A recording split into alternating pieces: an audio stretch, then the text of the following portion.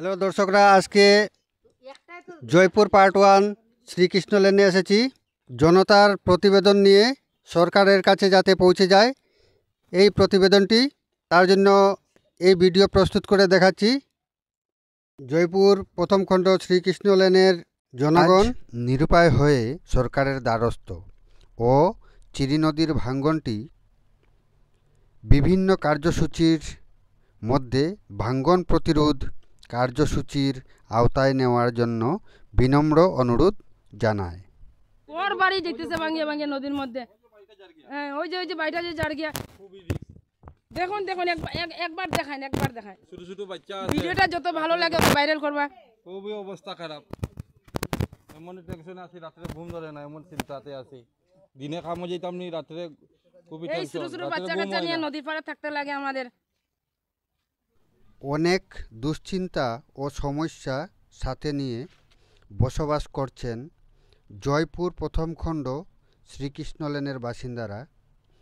তাই দর্শক বন্ধুরা সহযোগিতার হাত বাড়িয়ে ভিডিওটি অনেক শেয়ার করে সরকারের দৃষ্টিগোচর করিয়ে দিন, যাহাতে সরকার এই ভাঙ্গন প্রতিরোধের ব্যবস্থা গ্রহণ করেন।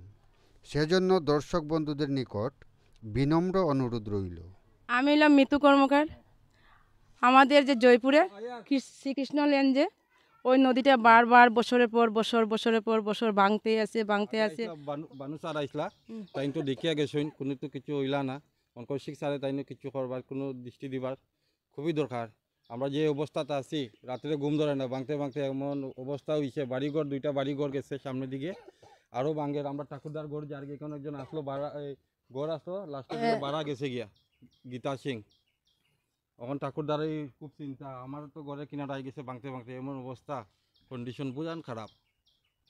সবই খুবই চিন্তাতে আছে। কৌশিক স্যারে কিছু দেখিয়ে গেলে ভালো, খুবই ভালো। যতটুকু পৌঁছার তো পৌঁছে যাইব, খবর গিয়া দেখি হয়নি। এখন তো সবাই আমরা মহিলা দাদা দিদিরা দাঁড়াইয়া আছি এই নদীর লাগিয়া, দেখি হয়তো কতটুকু কাজ হয়।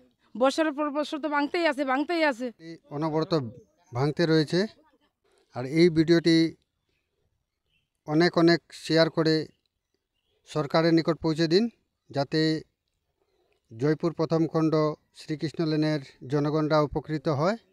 সেজন্য